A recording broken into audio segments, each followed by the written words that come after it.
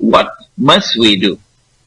I think there are people in the United States who are waking up to what we've already waken up to. So what we need to do, Jim, is to retreat to the countryside, because we cannot succeed in the cities. Retreat to the countryside, the American countryside, and build micro markets and prevent the use of the bogus money in the micro markets and use only real money. Ron Paul has been one of the most eloquent and powerful voices in the United States, asking for the return to real money. He wrote to the Treasury Department and asked the Treasury Department, how could the United States accede to the International Monetary Fund's Articles of Agreement, which prohibit the use of money? Which prohibit the use of gold as money. When everyone knows that whenever you have runaway inflation, it is gold that can solve the problem. Ron Paul cannot get an answer from them. The reason why they can't answer him is because they know that they're doing this in order to impose the slavery upon mankind, financial and economic slavery upon mankind. So our focus today is not so much upon convincing others that the Quran is the word of God. Our focus more is on how to survive the awesome predicament of this moment, when Israel is about to take over from the United States and impose the ultimate dictatorship upon mankind. That is what we're focusing upon. Imran, I could not agree with you more, and I am in admiration of your knowledge and even wisdom. My concern, your concern, is one I share. Would you believe that Ron Paul, in spite of his prominence as a Republican candidate for the presidential nomination, in spite of his having a string of successes in straw vote polls in California, in the Value Voters Summit, political conservative caucuses, in spite of prevailing in terms of the reaction to who has done the best in the Republican presidential debates, where he has been the runaway winner time after time after time. The amount of press coverage devoted to Ron Paul in the United States in television and newspapers is minuscule. The media goes out of its way to suppress information about him. If he comes in first, they'll talk about the person who came in second, as was the case at the Value Voters Summit, where Herman Cain finished second, and even the one who, Anthony Perkins, who founded the Conservative Family Research Council, argued that the real significance of the poll was Herman Cain's finishing second, and not Ron Paul's finishing first.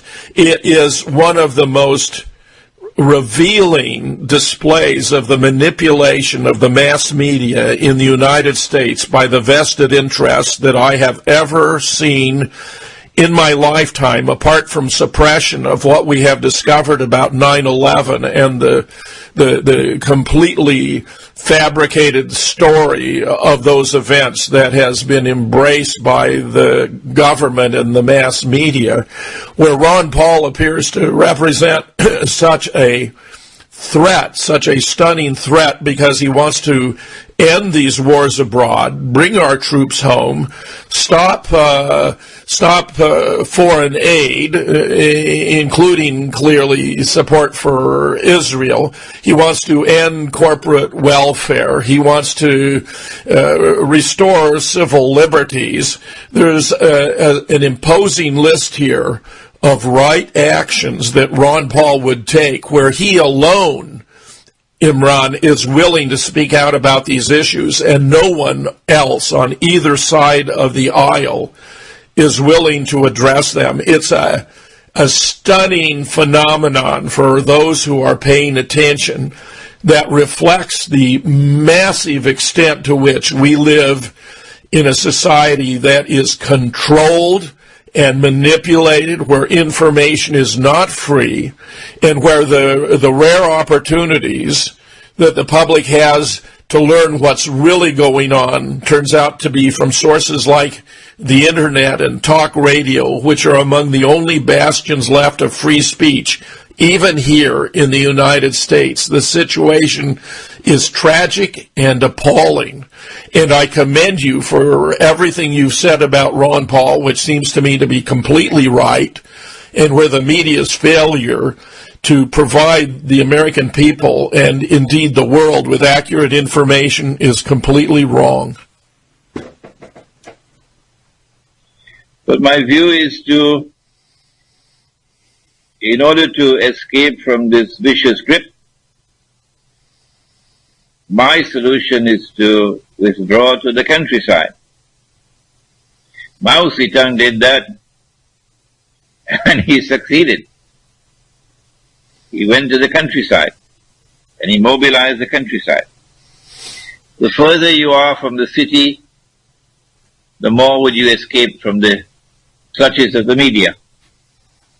The further you are from the city, the better your chances of escaping from the economic slavery and political slavery. You have more freedom the further you are from the city. And so my suggestion is to withdraw to the countryside and build micro communities in the countryside, small communities. The smaller they are, the more would the Zionists have headache. The Zionist wants all of us to congregate in the big cities, the mega cities. It becomes easier for him to control us there. And if we fan out into the countryside, and we build communities in the countryside which can escape his media and escape his money, and we use real money in the countryside, we can restore our freedom, restore our capacity to think clearly and think properly and get out of the brainwashing and rebuild power and strength to take back our countries.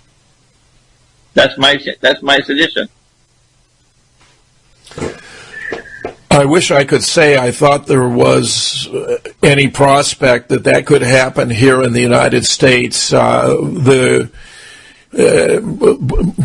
property is so tightly controlled, and the American people, I think, have very much lost their capacity to cope for themselves in a rural environment. They are so dependent upon modern transportation and modern technology and the convenience of the supermarket as a single illustration that I think the likelihood, the probability such a thing could take place here is extremely remote. Not that you are wrong in principle, not that Mao didn't have an appropriate solution for the conditions that then prevailed in China, but those are completely different than what is the situation here in the United States, and therefore I'm very apprehensive that solution is most unlikely to work here, even though I would agree that there are many points to recommend it,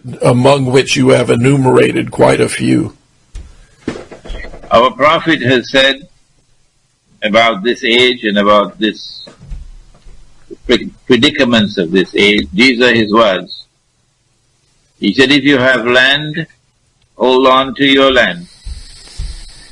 And if you have animals, hold on to your animals. And then someone asked him, O Messenger of Allah, what if we have neither land nor animals? He said, sharpen your sword. Sharpen your sword. And so land and animals will allow you to survive. You will have food. But of course, land and animals means water. Water. And I am getting reports of Americans going to the countryside, homeschooling their children, and getting out of the clutches of the cities. I'm getting reports about them.